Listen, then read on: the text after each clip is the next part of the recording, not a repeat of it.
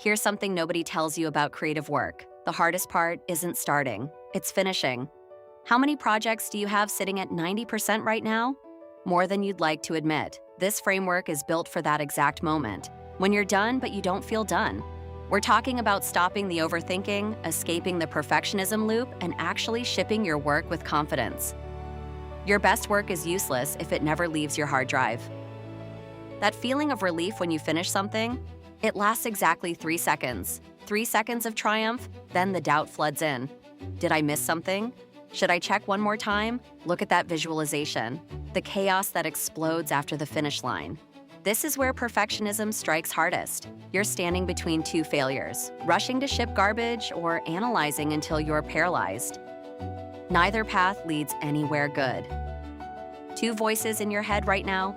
The rusher says ship it, good enough, don't overthink.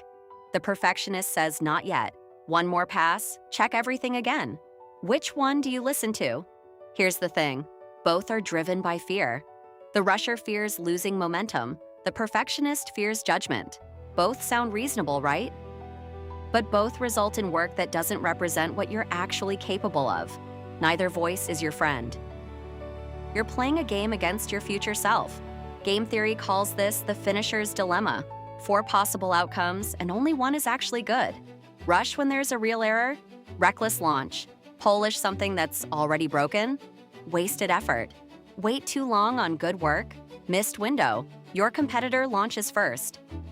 The Nash equilibrium isn't at either extreme. You need a third option. Why does rushing backfire? When you finish something, you're still inside your own head. You know what you meant to say, so that's what you see.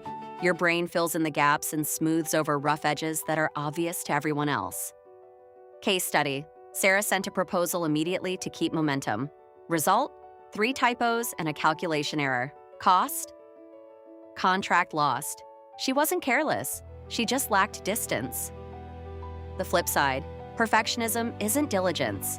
It's anxiety wearing a costume. Every piece of work has an optimal completion point. Push past it, and you start second-guessing instincts that were correct. Marcus, in this case study, spent 6 weeks polishing features. Competitor launched first. Window closed forever. Research shows restricted editing time produces higher-rated work than unlimited revision. At some point, you're not making it better. You're making it different. The solution? The deliberate pause method. Counterintuitive, but it works. Finish the draft, close it immediately, walk away. Not a break, not procrastination. A strategic phase designed to manufacture objectivity.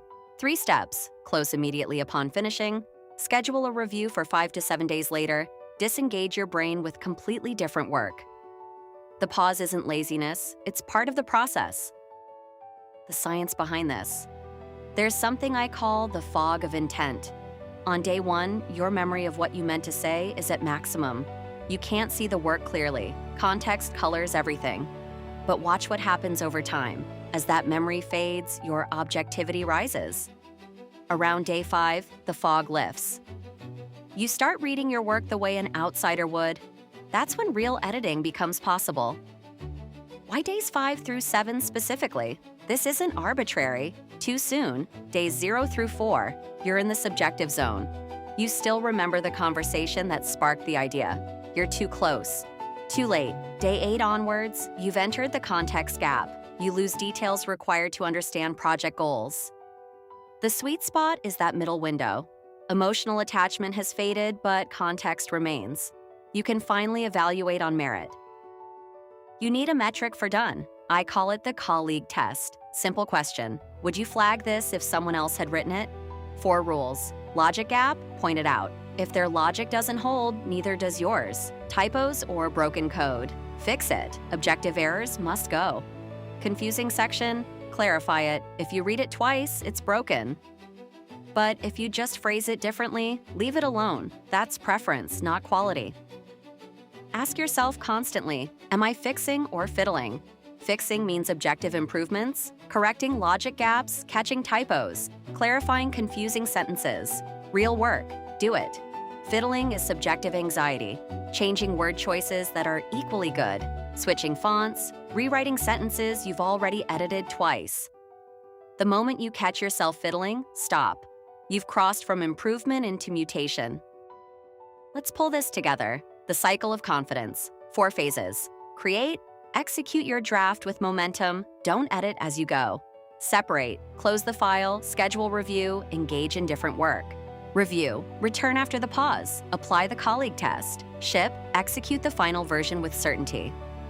The pause isn't optional, it's not a nice to have. It is part of the work itself. What if your deadline is today? The principle still applies, you just compress it. The goal isn't duration, it's disengagement. Force a break in the neural circuit. The 1-hour protocol. Write, switch tasks, then review. The 1-day protocol. Finish your draft, do other tasks, then review and ship.